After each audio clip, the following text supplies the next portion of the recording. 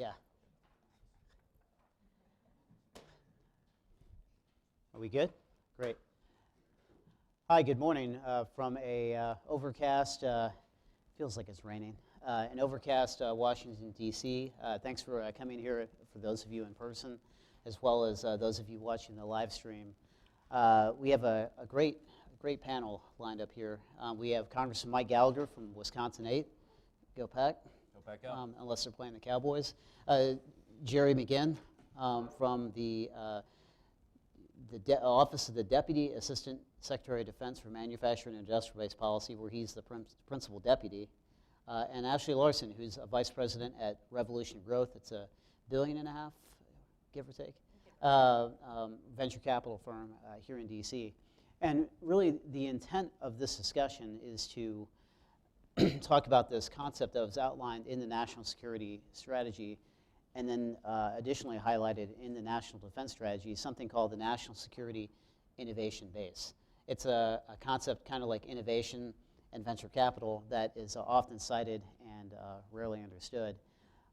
In fact, I saw a great quote from the recent Air Force event. I think it was Milo Yedin, is that his name, on the Defense Innovation Board, who he was talking about, in this case, the FAR, and he compared it to the Bible, saying that it's often cited and rarely understood or rarely opened. And I think something like the National Security Strategy and even the National Security Innovation Base is in that category as well. So I think to level set, what I'd like to do is read a brief blurb from the National Security Strategy and then turn it over to our panel here. So in the National Security Strategy, it said that, I guess the basis for the document was that every year, competitors such as China steal U.S. intellectual property valued at hundreds of billions of dollars. Stealing proprietary technology and early-stage ideas allows competitors to unfairly tap into the innovation of free societies. Over the years, rivals have used sophisticated means to weaken our businesses and our economy as facets of cyber-enabled economic warfare and other malicious activities.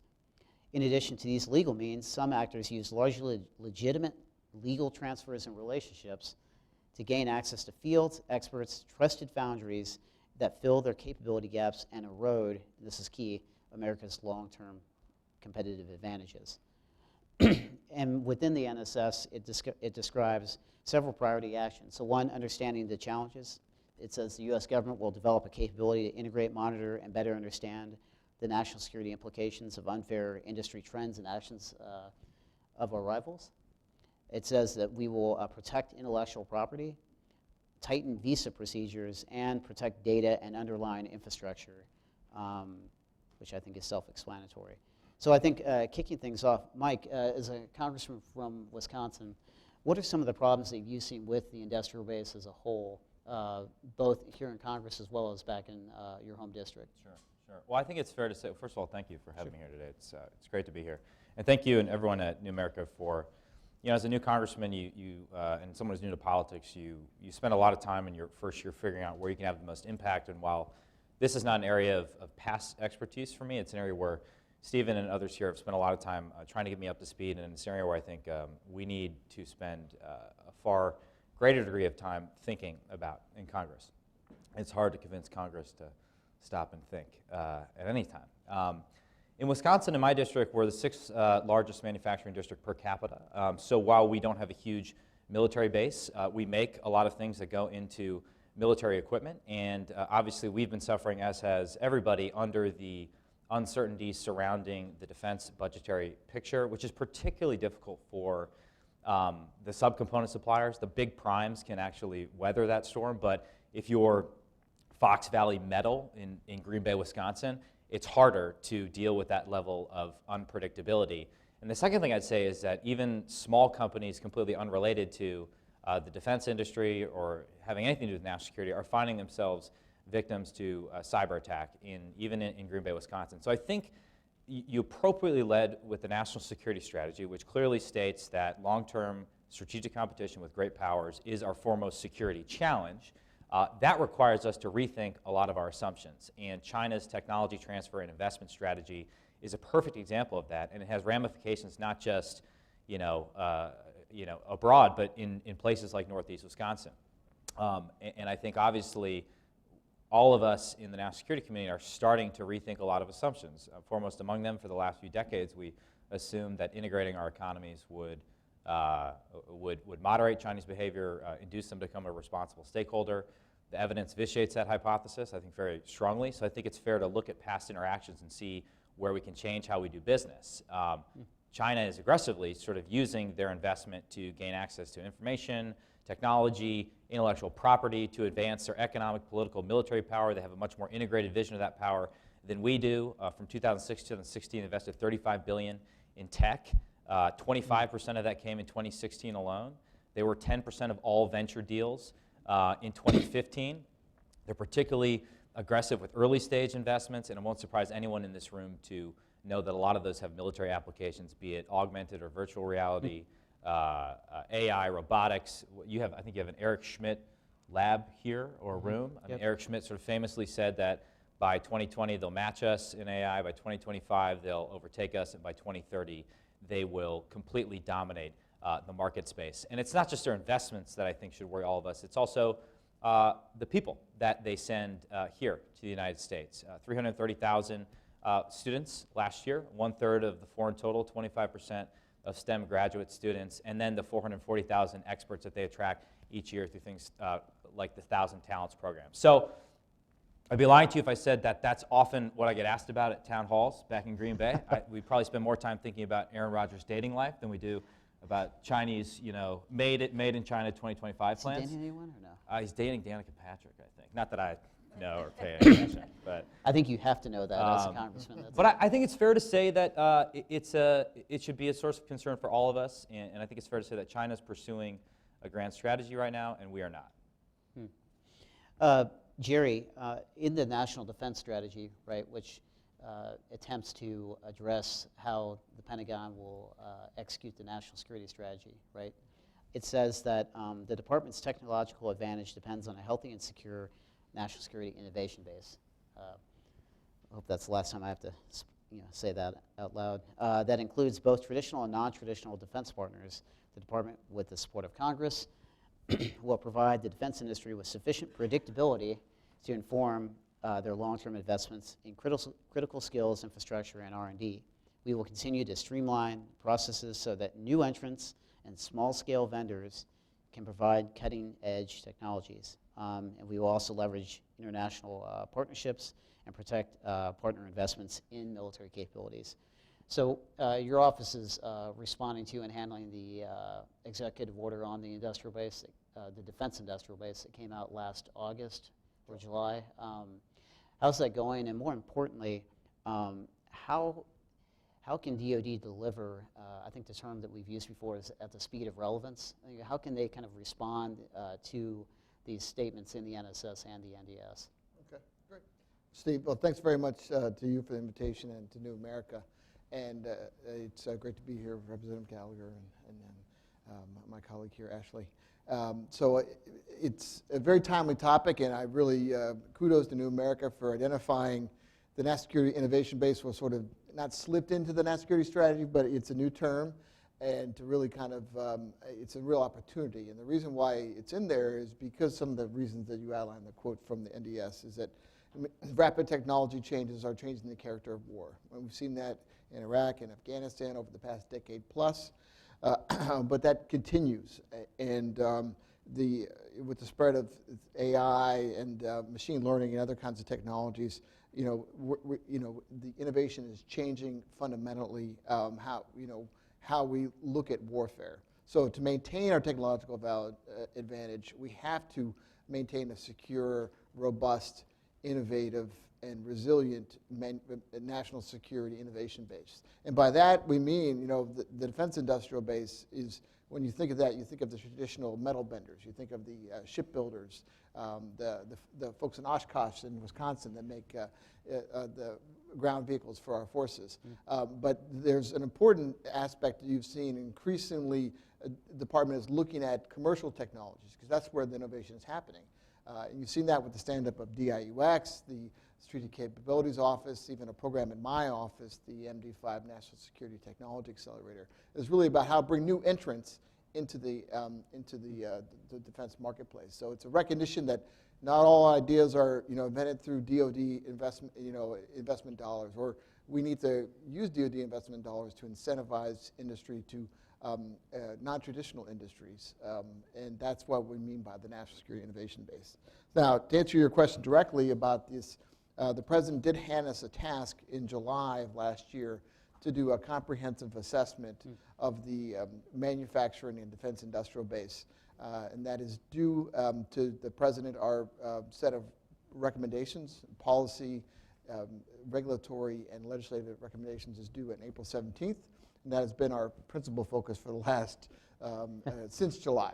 And we're fortunate, we've been working very hard on that effort, and we have a series of working groups that are looking at some of the industrial sectors, from like shipbuilding, ground vehicles, radars, and the like, as well as some cross-cutting capabilities such as workforce, cybersecurity, and electronics. So what we've done to date is we had an interim readout at the executive office, the old executive office building, with our interagency senior task force about 10 days ago, and in that we presented our draft initial interim findings from the working groups, and where we identified risks in the manufacturing industrial base from our analysis, and then now we're taking those findings and turning them into recommendations for addressing these risks. And we're so in the process of that, and on schedule to deliver to the President in almost next month, kind of mid-April. So that's where we are in the executive order. Awesome, great. Ashley, so you have a deep background in venture investing. Currently with Revolution, and they've recently launched their Rise of the Rest seed fund with a number of individual investors around the country, designed to kind of drive that innovation into places that aren't on the coast, so to speak, places like Wisconsin. So interestingly, in the national security strategy, I wanted to read off a brief blurb from that I think might be of interest to people here.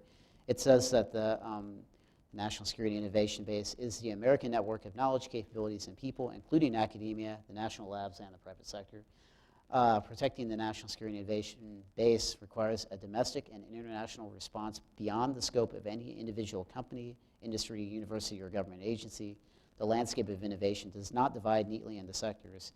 Technologies that are part of most weapon systems often originate in diverse businesses as well as in universities and colleges. So from your perspective, from a technology and a venture investing perspective, how can the private sector work with the U.S. government to bolster our innovation base, both here in D.C. as well as across the country? Yeah, absolutely. Well, thanks so much for having me here today, and I think that this type of conversation is exactly what we need to really start to foster the right types of conversations and collaborations among public and private sectors. Particularly within security, and it's cybersecurity especially, public-private partnerships are the only way that we're going to make any progress. As you heard and as you saw with the NSS report, we lose hundreds of billions of dollars due to IP theft, predominantly through cyber attack. Now, there's 16 critical verticals of infrastructure that we have to protect, and that's everything from the national security base, which we're talking about here today, to financial, healthcare, and other sectors. So the scary thing is when you think about protecting those critical infrastructure vectors is the fact that not only are we losing money and resource to theft of IP, but now we're starting to see an increased proliferance of attacks that are disruptive or destructive. So the issue really becomes that the government has the best insight into the data that's showing us where nation-state actors in particular are starting to attack, and that isn't getting back into the hands of the innovative startups in the nation who have the talent and the private capital behind them in order to continue to innovate. So what do we need to do about that? I think there's a few things. Number one, I think that we need to start getting better about sharing that data such that the private sector can commercialize technologies that can then be sold back into the government for a lower cost and with higher effectiveness. In addition to that, the government already has programs for non-dilutive financing for startups such as In-Q-Tel and DARPA, which some of you are probably very familiar with. We need to improve and enhance on those projects such that we are investing in products and technologies that are commercially viable. So from my standpoint in venture capital, as you all know, In-Q-Tel, for example, they're the venture capital arm of the intelligence community. So the intelligence community customers will come to them with a problem. In-Q-Tel will find the best company and partner with the private sector in order to fund that. But the trouble is that a lot of times those technologies aren't broadly commercially viable, which means that I have a problem bringing that back to my limited partners and putting resource in it. So I think that to the extent that we can start thinking about broader commercial viability and dual track investments, we'll be very well served. Great. So, Mike, you touched, let me follow up on a couple of things you guys said. You touched on what China is doing to us. What is Congress doing to address this this threat from China in particular, but really from many sophisticated nation-state actors? Sure. And also, I mean, if you can weave that more broadly into, I think, a fundamental question which is, what do we really need to do to change, and how much of that originates in Congress? Interesting. Does that make sense? Yeah, definitely. I'll try. So first of all, I do think that the budget deal that we struck a few weeks ago is a significant achievement. I think it begins the process of getting us out from under the damaging effects of the BCA, of defense sequester. Now that being said, it's a 2-year deal. We still have 2 more years of the BCA on the back end, and we still need to sort of learn how to flex these muscles again of actually strategizing first and then having a budget conversation afterwards, rather than allowing budgetary constraints to affect all of your strategic decisions. So that's one thing we're doing in Congress, which it's been a hard fight over the last year, but I think it's headed in the right direction. But to that point, I mean, it's not enough, right? I mean, I think since 2010, we've cut in real terms our defense spending by 22%. China's increased by at least 65%. The world hasn't gotten 22% safer. It's actually an even bigger disparity if you sort of go back to 2000. They have 300 ships, the largest fleet in Asia right now. Some of the counting gets tricky depending on what of our ships you classify, but these are advanced ships, right? These are, I think they equaled like half the displacement of the entire British Navy, what they put in the water last year. So we're just going to like build more stuff and keep the defense industrial base healthy. Some other things Congress is doing in this space, I think you'll see movement this year on CFIUS reform, the Foreign Investment Risk Review Modernization Act. I think I got that right, FIRMA. These acronyms are ridiculous. We need a better way of doing business. I think that's a good thing. I mean, obviously, there's a lot of things that might evolve as that legislation works its way through the House and the Senate, but the idea is to get at this weaponization of capital by the Chinese by expanding the scope of transactions that CFIUS can review. So for example, they could now take a look at foreign real estate investments in areas that are close to sensitive government facilities. They can take a look at Chinese stakes in joint ventures, taking a minority position as opposed to traditional mergers and acquisitions, how they go right now. And it just gives them more authority to look at critical technology and critical infrastructure. I think that will be positive. I think it's long overdue, but the amount of cases that CFIUS is looking at is just growing exponentially. They're going to need more human beings to do that work. They're probably going to need actual stable funding from Congress to do it as well. The other thing, I have a small bill with Representative Conaway called the Defending U.S. Government Communications Act, which basically prohibits the government from using technology, buying or using technology from Huawei or ZTE. Obviously, there's a 2012 House Intelligence Committee report that detailed the problems with both of those companies. So those are some small things. Your bigger question was, what role does Congress have to play? Well, I do think there's an element of public diplomacy or education that we should be playing that we're not right now, particularly in the cyber domain. I had thought when I got my my notification from OPM, saying thanks for your service, your military records have been hacked, that would have been sort of our Sputnik moment. But for whatever reason, all of these things happen, and perhaps because it's not yet at the intersection of physical destruction or loss of life, it hasn't provided that national wake-up call for the country. And I sit here reading, your guys' documents, the OSEA reports, it's the work that DIUX has done. Michael Brown's work is phenomenal in this space. And I'm like, we need a wake-up call right now. And I think that's an area where Congress needs to take the lead. And I think we need to claw back some of the authority when it comes to foreign policy that we've systematically surrendered to the executive branch over the last few decades. No, I agree. From my perspective, I see alarm bells ringing all over the place. Yeah. But unfortunately, none of them are located here in D.C., especially with regard to AI. But also, it's not just software. Hardware displacement, as you mentioned, is happening on a increasingly prolific basis, and not just in China, unfortunately for us. Jerry, obviously you're familiar with CFIUS. Can you talk about, can you offer kind of the department's perspective on where the CFIUS backlog is right now? And then also, in the end, yes, it talks about shedding processes or streamlining processes, so that it makes it easier for new entrants and small-scale vendors to come into the department from places like Ashley's portfolio. Like, how is that actually going to happen? Is that something that you mentioned MD5 will help with, or what's your perspective on that? Let me handle the CFIUS foreign investment question first. So just to piggyback on Representative Gallagher's comments, I mean, my office is the DoD representative on the Committee on Foreign Investment in the United States. So we represent the department and the interagency group that is chaired by the Department of the Treasury that looks at foreign investment transactions. So foreign investment is good.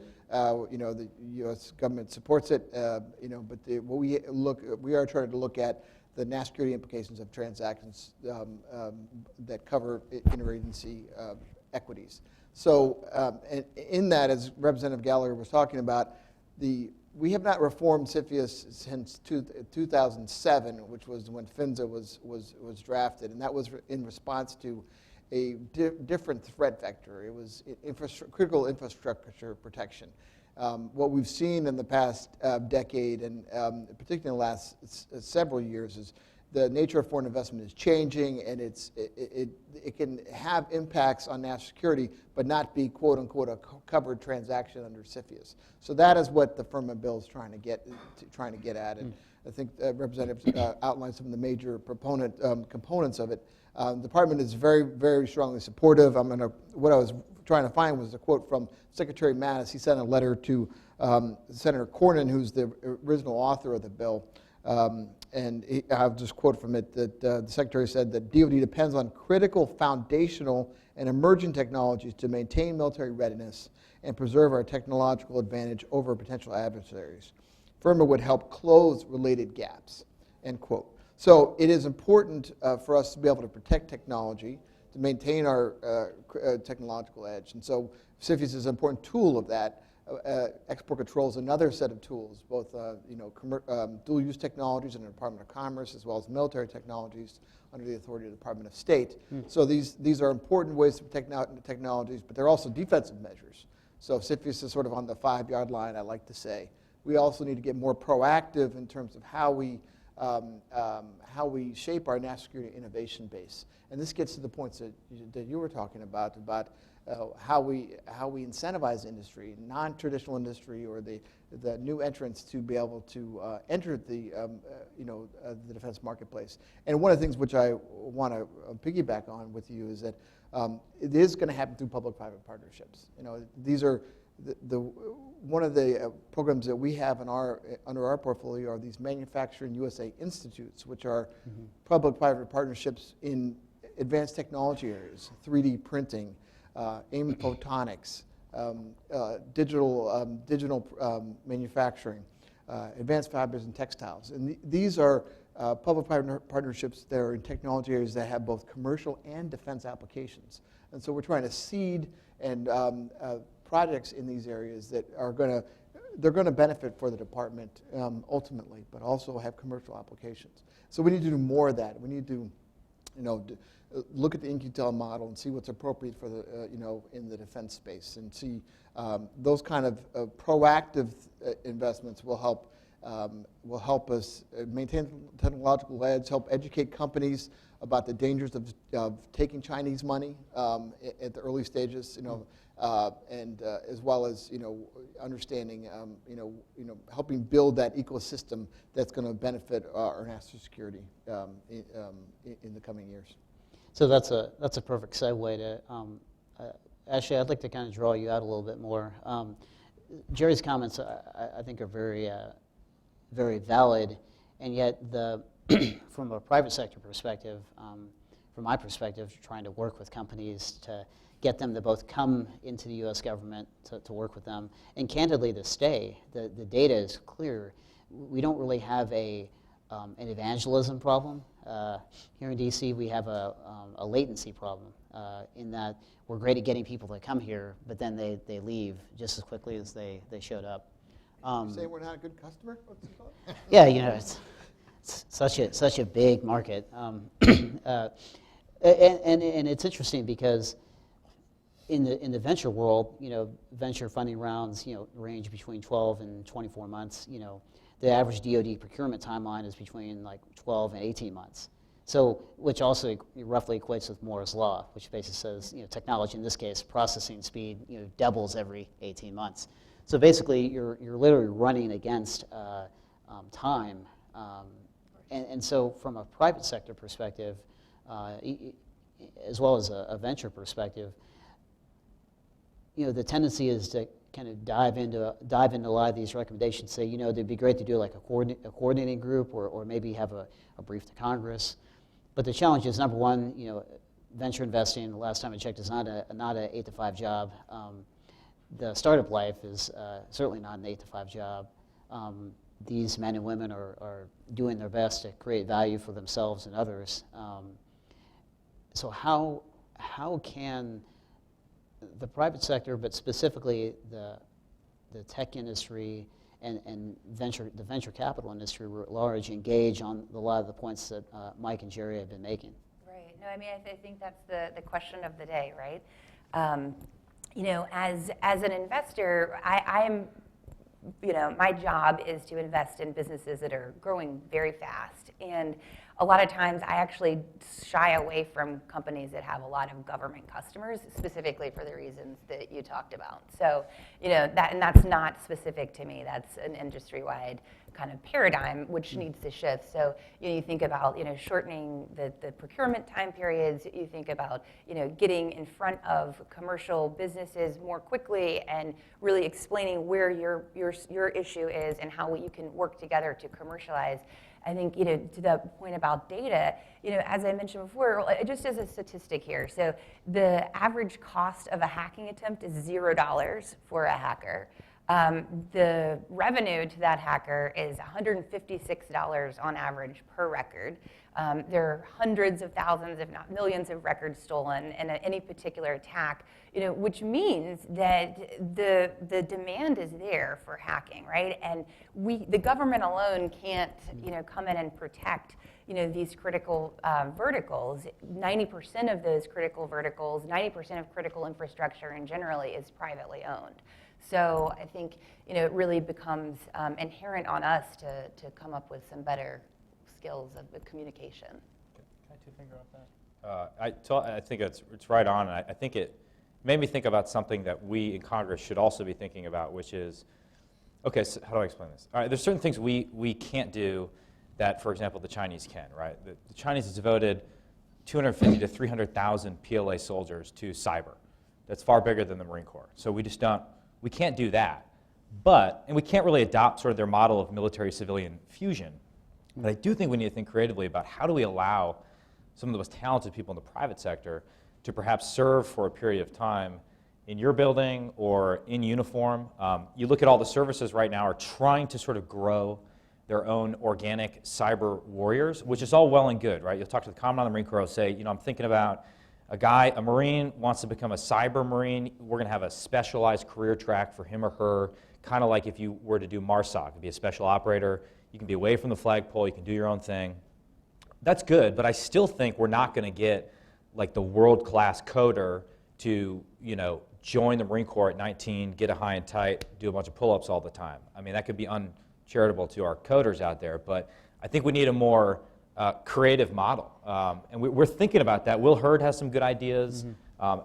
Yeah. Well, we were talking about this earlier, and as maybe an unpopular comment as the private sector guy in the room here, but I actually really believe that a big part of the cyber challenge gets solved through insurance. So cybersecurity insurance, not regulation. So here's your policy, company ABC. Well, here's a few things that you must have in place. So it's like a doctor's visit. This is your well visit. These are the things that you have to do in order for me to insure you, which is a requirement. We look at companies a lot. One of our companies in the portfolio is called Tempest, completely not related to anything here, but they use machine learning and data to help oncologists better predict treatment courses for their patients. And we were talking to Eric Lefkofsky, the founder there, and we said, well, why haven't you left this to government? Why are you doing this? Why are you investing these hundreds of millions of dollars in solving this problem? And he said, well, because the government's not moving fast enough. Because in order for the problem to get solved, people got to make money off of it. I know that I can make money through private investment. So I think there's a lot of areas where we can certainly coordinate better. But I think your analysis really points to something critical, which is the paradigm shift I think we need is to understand that in the cyber arena at least, the private sector is often the main effort, not the supporting effort. And DoD needs to think about what that means too. Jerry? Yeah, I was wondering if I could go back to one of your questions that I didn't quite address, but I wanted to circle back to it about operating in the speed of relevance. And what we're talking, the discussion here on the panel is that the department's got a long way to go to become a more dynamic customer. We know how to write requests for proposals. We know how to post solicitations, but that doesn't really help us operate at the speed of relevance in a lot of areas. So we really need to make kind of some fundamental changes, and that's why the Secretary has outlined 3 priorities for his tenure, and one of them is business reform. And that is very much charged with our Undersecretary, Ms. Ellen Lord, has taken that, and we really are pursuing that aggressively. And there's 3 dimensions to that. One is a process dimension, second is organizational, and third is cultural. So on the process side, this gets to how do we get more get better partnerships with industry across up and down the spectrum. And this goes for our traditional prime contractors and subs, as well as the non-traditionals or innovators in VC funds and the like. And so that is very much part and parcel of using other transactions authorities or OTAs, other kind of vehicles, public-private partnerships that we've talked about. We just got to be able to do that more so we can cycle better at the speed of business. Organizationally, Congress has directed us to do a reorganization of what used to be acquisition, technology, and logistics. We are now 2 undersecretaries, acquisition and sustainment, and as well as resource engineering. And the idea for that shift was to help us focus more on the research and engineering side on innovation, and not be encumbered by the importance but distinct work of overseeing programs and the execution of delivery of timely systems. And that is, as Undersecretary Lord said in her testimony last December, AT&L needs to be the strategic body with focus across the board on driving affordability and accountability, reducing timelines, and equipping the services, that's the military departments, to execute their programs. So we become, the function is shifting from where we're directly overseeing to where we're enabling the military departments to organize, train, and equip their warfighters. So that's an important effort, and we've now been reflagged, and we have Undersecretary Griffin as the new R&E, and we're working through the reorganization. And in cultural, the theme here is DoD needs to be able to take more risk and be able to. We're very good at being compliant and developing processes, but we need to move to a culture where we can innovate more rapidly, take risk, and reward risk instead of just rewarding the program continuing on time and on budget. So there was let me slightly shift gears here. And I think in June of last year, there was a great article in War on the Rocks by Mark Cancian, a colleague over at CSIS. And Mark wrote this, basically it was an article about existential warfare. I mean, it's a very, very cool topic, unless you're in the middle of an existential war. And basically what he said is, there's this sentiment right now that if we get in another kind of World War situation, his conclusion was that we're not going to basically American our way out of this, right? This is not something where we're going to ships are just going to start rolling off the assembly line, and we're going to engage the this mythical industrial base. It's not just going to click into action. And he gave a very telling anecdote. He said, in the run up and that first desperate year after America was drawn into World War II, you had suddenly all these Jeeps rolling off these assembly lines, and they said that was able to happen because the difference between a Jeep and a Ford pickup truck who was making the Jeep or whoever was minimal, right? Similar drivetrain, similar tires, similar everything. Now you have the JLTV, right, which has what 2,000 plus mil-spec parts. This is not something that So I mean, unless Mike can start creating some more factories, and there's a I'm kind of walking you down a path here. Unless you can start creating more factories or some kind of latent, specialized, and that's the key, is specialized military capability to produce the hardware and also the cyber force, if you will, then you're not going to, this is not going to be something that in 6 or 9 months all of a sudden we come roaring back into action. So I think having kind of thrown that out there, would love to get your thoughts on how can we begin to address this, both from a hardware perspective, as well as from we talked about cyber, Ashley, from a cyber force perspective, and really, and honestly, from a cyber force perspective, is that something that DoD even needs to do? Do we even need a 3,000 man and woman, DoD cyber force, or is that something that comes from the private sector?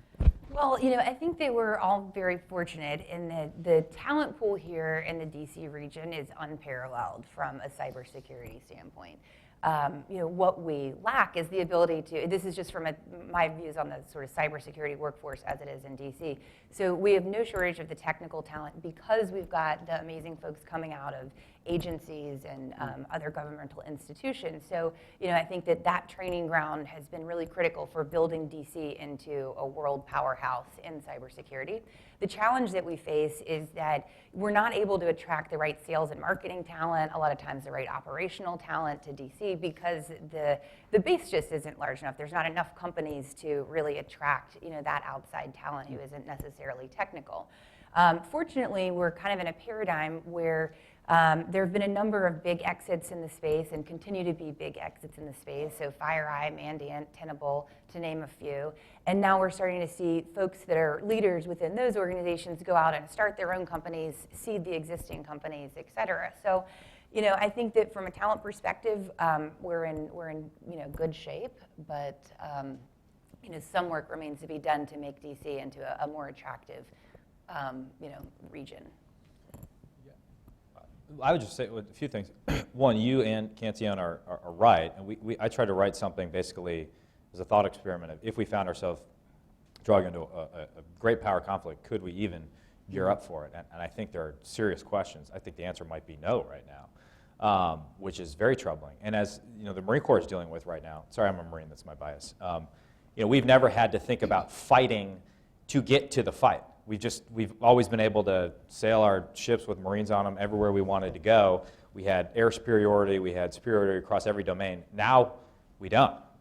So if a conflict breaks out, that's going to be very ugly. So what do we do about it? Well, to go back to what I think I said initially, I do think that consistent budgetary picture is critical, and that's what we should be doing in Congress, right? You sort of look at defense spending since World War II, it looks like a sine wave, huge peaks, very low valleys. That's because we always do this to ourselves, where we sort of believe this idea that we can disinvest in defense during times of peace. We have some sort of peace dividend, and then we find ourselves dragged into conflict on someone else's terms, and then it costs us more when we have to ramp back up. So avoiding that and learning the lessons of history, I think, are important. I do think we need to think about, are there ways in which we can incentivize more investment in hardware, which you mentioned before, right? I was with a top, one of the top cybersecurity companies in Silicon Valley. Their CEO, was talking to him, and we were having, he has very sophisticated analysis of everything, but it basically came to this point where he's like, listen, I could boil this all down into one thing, which is we need to stop buying Chinese stuff. Like, it's just vulnerable. I mean, we had the Zombie Zero attack in 2013 where there was a Chinese scanner manufacturer that preloaded malware onto it. They shipped it around the world and infected all these companies and started beaming it back to the mothership at the company located right next to a university in China that had been implicated in attacks on Google. So could we create some sort of, and I think this was in the OSEA report, and I know you guys are thinking about it, does DoD put $500 million in some sort of account and with matching private sector funds for hardware investment? Yeah. And the final thing, but still, I'm a skeptic of third offset thinking. To the extent that you have to choose between capability and capacity, I find myself on the capacity. Oh, I get confused as to which is which sometimes. Capacity side. We need more. Perhaps DoD provides the exquisite platform upon which we can put COTS, commercial off-the-shelf stuff, and sort of fail quickly and understand what works and what doesn't. So, Steve, you posed an interesting question, and I did read the article from last year, and I have a little more optimistic take, I guess. I mean, I've read Freedom's Forge, which I highly recommend. It's a story of kind of how they built the industrial base that won World War II, and that was not done overnight. I mean, it was done over time. And it created many of the capabilities we still have today in our industrial base.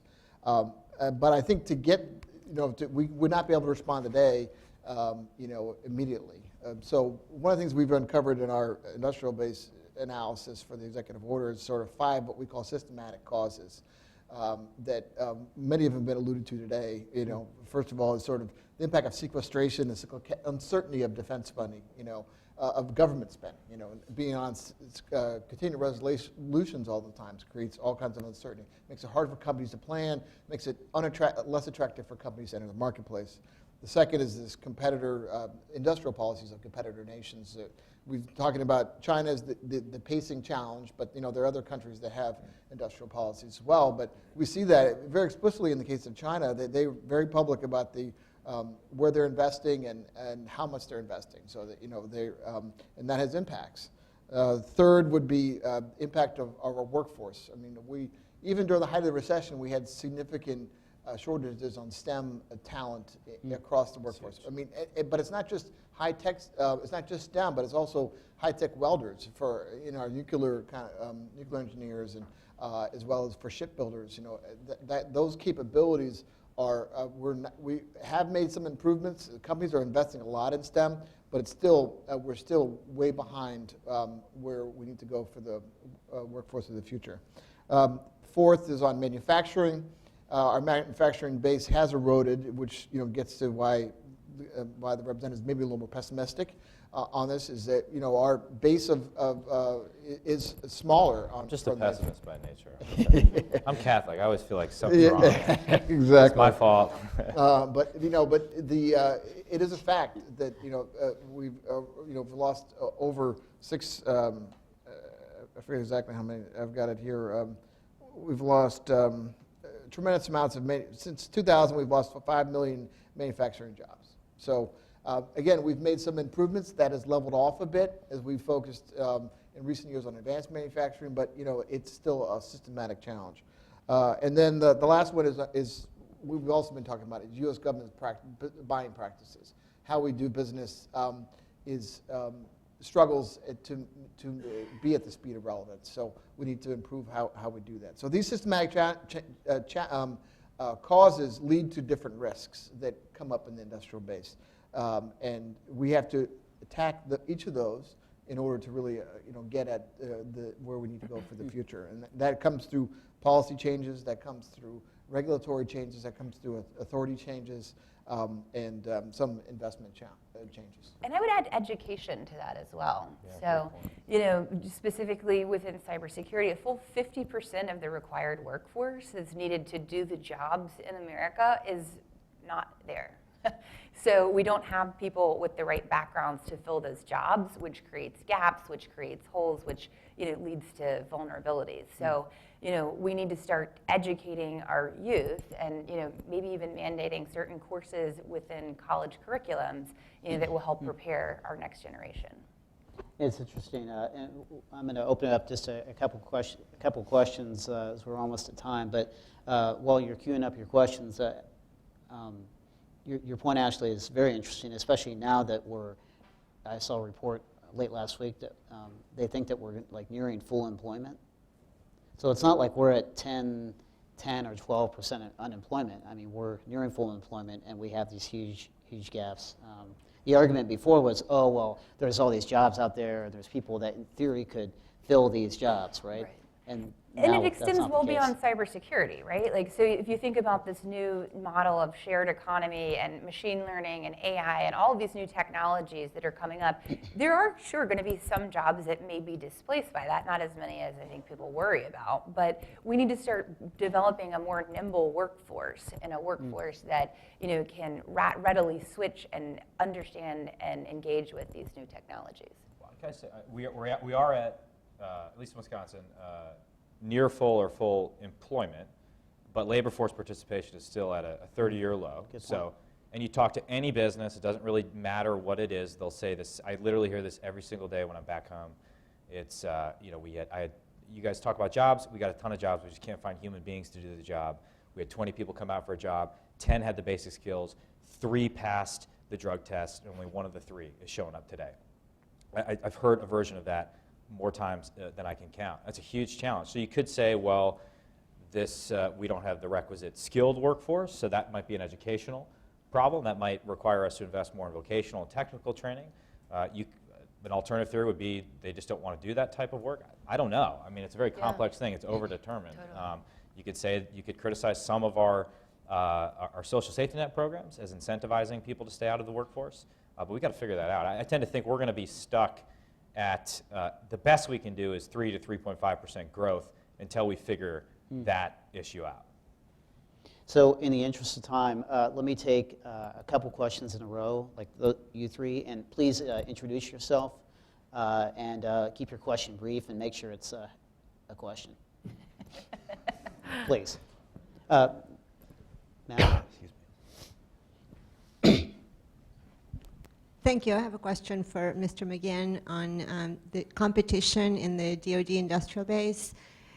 When you look at programs like the Next Generation ICBM, you see now that one of the key suppliers, Orbital, is about to complete the merger with Northrop Grumman. So that seems like a major loss in competition in that sector. And this is the nuclear triad that DoD considers one of the top priorities. So what concerns do you have now as potentially we may have more of these types of transactions, and specifically, in this situation, you will have to deal with the impact of that. So any thoughts you have on that? Thanks. Okay, and hold that question, sir, real quick. That's a great question.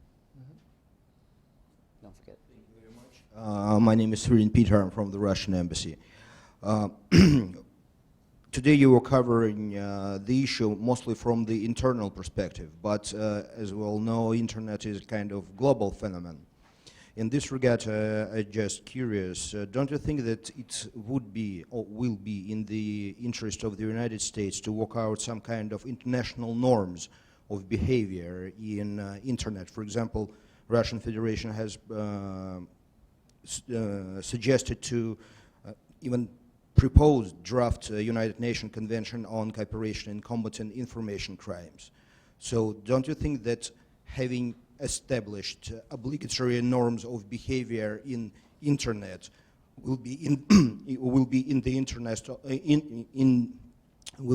the interest of securing United States here? Thanks. And the last question right there, please. Hi there, I'm John Funge with Data Tribe.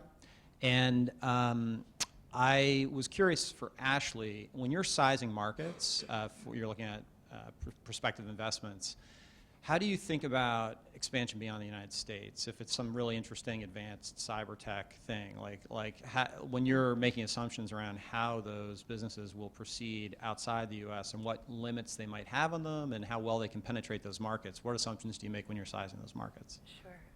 So Ashley, why don't you lead off, and then feel free to wrap up any closing thoughts down the line. Great.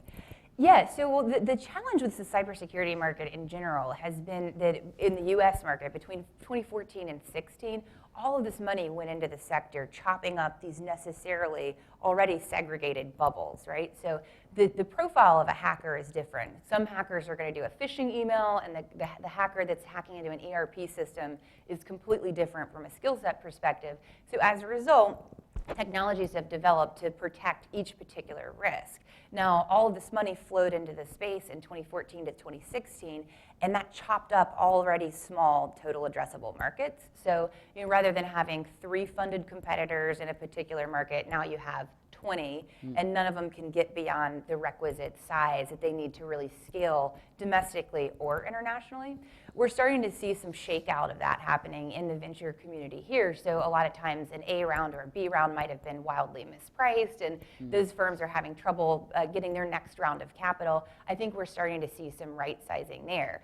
To more directly address your question, though, on international expansion, when I'm looking at markets, I'm looking to see how already divided the TAM is for a particular segment, and how likely it is that 1 or 2 or maybe 3 of those companies can break through to win the US market. And then I look at international expansion as an icing on the cake on top of that. So that's kind of my perspective. And then in terms of your question related to internet use and protocols, the internet was designed with anonymity in mind, right? So that's a really hard thing to change. And I think that you're right. We do need to see some controls placed over internet and trusted parties and things of that nature. But the challenge has just been the vastness of how you do that without stepping on a number of different toes. Great. Jerry? Sure. Yeah, I'll address the competition issue. Yeah, so one of the things my office does is we review mergers and acquisitions that for Department of Defense, and that's under Department of Justice or Federal Trade Commission lead as, again, an interagency effort. And that is, yeah, so the guiding principle under that is competition. So when we look at a transaction, you look for the impact that it has in that marketplace, and you want to, ensure as much competition as you can. But when you look at a transaction, they're reviewed on a case-by-case basis. In the case of orbital decay, actually, the specific program you cite, the ground-based strategic deterrent, actually the primes are Boeing and Northrop Grumman for the current phase of the effort. So. And there are 2 launch providers, Orbital Decay and Aerojet Rocketdyne, and those are the 2 launch providers. And even if the transaction goes through, then you still have 2 launch providers. So but that's how we look at it. Is we focus on competition, and ideally you want to have multiple, 3, 4 competitors in our space. But it's a balance of how healthy is the marketplace, and that you don't want to, as a department, you don't want to get in the middle of business, but you do want to make sure as much as possible you can maintain competition. On the internet question, I think what the National Defense Strategy and the National Security Strategy make clear in my mind is that while the U.S. certainly has an interest in strengthening and extending the U.S.-led global rules-based international order, neither China nor Russia shares our conception of what that order should look like. And so I think there would be significant disagreement about what those norms are. And I think this is particularly pronounced in the cyber domain. So yes, while I agree that we should lead and set the rules of engagement, it appears to me that it's sort of the Wild West right now. Ashley had mentioned earlier, obviously Chinese intellectual property theft costing on the order of $300 billion a year, $100 billion in sales, 2.1 million jobs. Similar, albeit less dramatic scale with sort of Russian cyber crime. National Cybersecurity Awareness Month in October, I believe, began with the revelation that an NSA contractor went home, plugged his stuff into a Kaspersky antivirus software, and it beamed it right back to the mothership in Russia. So I think we have a lot of disagreements we're probably working through right now. That's not to say that we're destined to come into conflict, but I think we can be open and honest about those disagreements and hopefully work towards a norm that everyone can agree upon. That's great. We need to have you guys back, because there are a number of things that we left on the table. So real quick, I wanted to thank the great work from David Sturman setting this up, as well as Anne-Marie Slaughter and Peter Bergen's leadership here. Thank you very much for coming, and this will be one of many discussions we have on this topic. So please join me in thanking our panelists. Thank you. Great job.